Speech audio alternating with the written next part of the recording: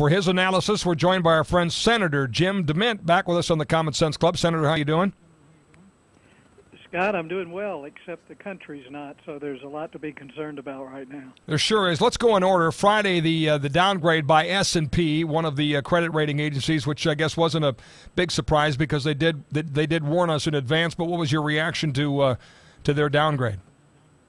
Well, I had to bite my tongue and not say I told you so. I mean, the only legislation that was considered during the debate that would have stopped a downgrade was what we call the cut, cap, and balance legislation that actually cut over $5 trillion and put us on a path towards a balanced budget. But the remarkable thing of the whole debate to me, Scott, was that President Obama and many of the Democrats considered the idea of balancing our budget sometime in the next decade to be an extreme and radical idea. That's amazing when you're drowning in debt and you're saying we're going to keep spending more than we're bringing in. But the deal that the president signed actually locked in somewhere between 7 and 10 trillion in new debt over the next decade.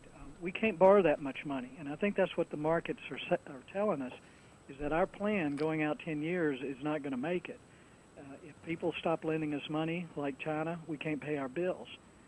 It's a bad situation for our country to be in, and we need to make some changes immediately.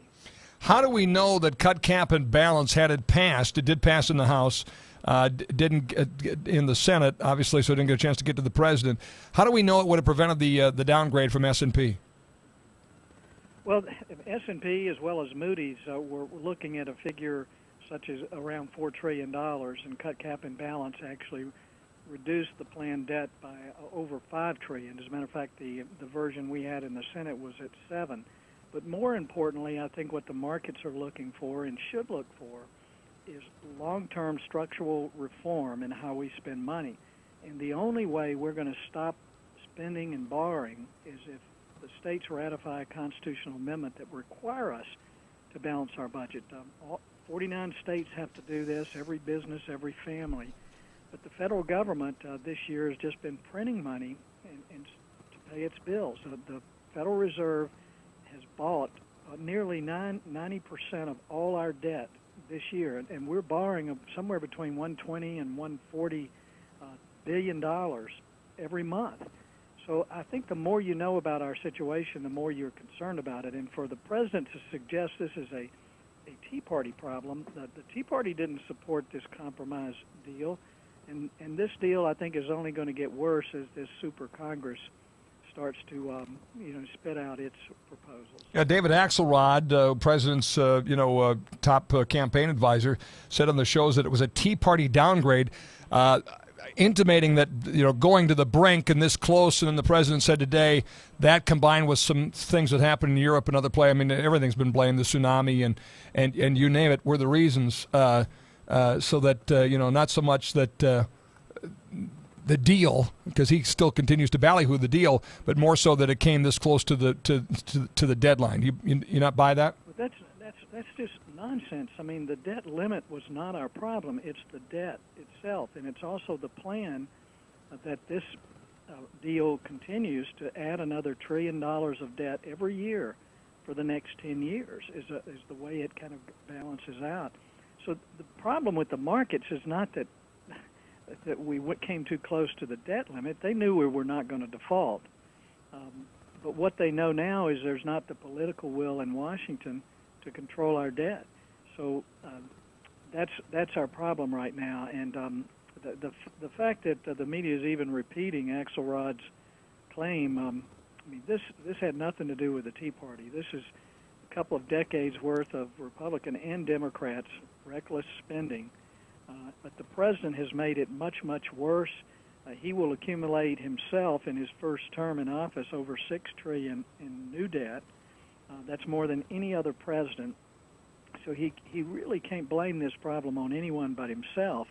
And if you recall, back in February, he asked the Congress to give him $2.4 trillion in new debt with no cuts in spending. So if he had had his way, the situation would be even worse than it is today. He said today it's not a lack of plans or policies that's the problem here. It's a lack of political will in Washington.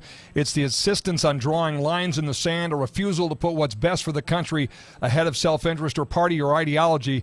That's what we need to change. Essentially what he's saying there is if you don't raise taxes, you're causing this, isn't he?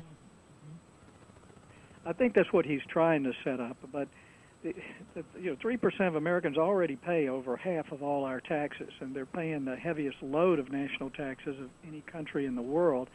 And if you look at the people of 200,000 or more, they're the ones that are running the small businesses that create most of the jobs. They give most of the money, a third of all charity contributions. About 60% of all the investment assets come from them. And all we're going to do is, if we take more money from them, is just take more jobs from our economy. I'd much rather have it in the hands of those who are creating jobs than those who created the $14 trillion in debt. You wanted Tim Geithner fired. The president's now saying he's convinced him to stay on through the election. Why should he be gone? Well, Geithner has been irresponsible through this whole process. First, he was defending the idea of no cuts in spending, what he called a clean debt limit increase. Then he started threatening that we were going to default when he knew we weren't going to default. We have enough money coming in that we can pay the interest on our bonds. That was irresponsible as a Treasury Secretary. Then he guaranteed that we would not be downgraded. He's quoted in the media. It's been played back all over the media this weekend. He is the president's top economic advisor, and he's been sending us in the wrong direction for the last 2 years. Do you think this downgrade, the market reaction to it now, it presents a new opportunity for cut, cap, and balance? One of the things I'd love to have seen happen was another bite at that apple as you got closer to the deadline for a Senate vote. I mean, is there still life for that piece of legislation?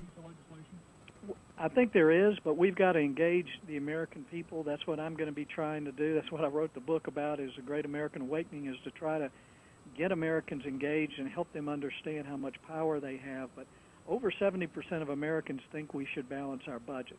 And we can do it without cutting benefits for Social Security and Medicare, because we presented that plan in the Senate. It would balance our budget in 10 years. It did not touch Social Security and Medicare, but we need to start now. So I hope it will, but I think this next election is going to be a lot about balancing our budget and restoring this constitutional limited government. And clearly what we started in the last election, we have to finish this time, because I think 2012 could be our last chance to turn things around. We talked earlier in the program with Dwayne Sand. Dwayne has announced that he is going to challenge Rick Berg for the Republican Party nomination for the Senate in North Dakota. You and I talked previously about conversations that you and others on your staff were having with potential candidates.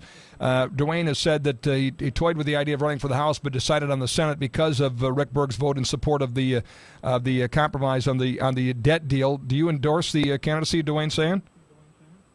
Well, I have not looked at who to endorse yet in North Dakota, but we are going to look at that.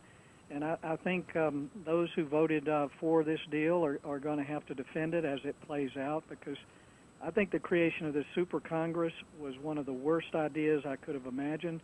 There will be tax increases that result from this, and it makes no sense to give a committee that's controlled by just the leaders the ability to push through legislation that needs to be debated in public. The problem with the debt ceiling debate is we never had any open debate that the public could participate in, and that was by design. They did not want active citizens involved in this process, because they knew if they were, we would get more steam behind something like cut, cap, and balance, and the country would focus on common sense ideas like balancing the budget. So I think there'll be a lot of primaries out there at this time, and I think that's a healthy thing for the Republican Party, because we've still got a ways to go to re-earn the trust of the American people. But there's only one choice today, and that's the Republican Party, so we need to make sure we get it right. The Democrats are to the left of Europe.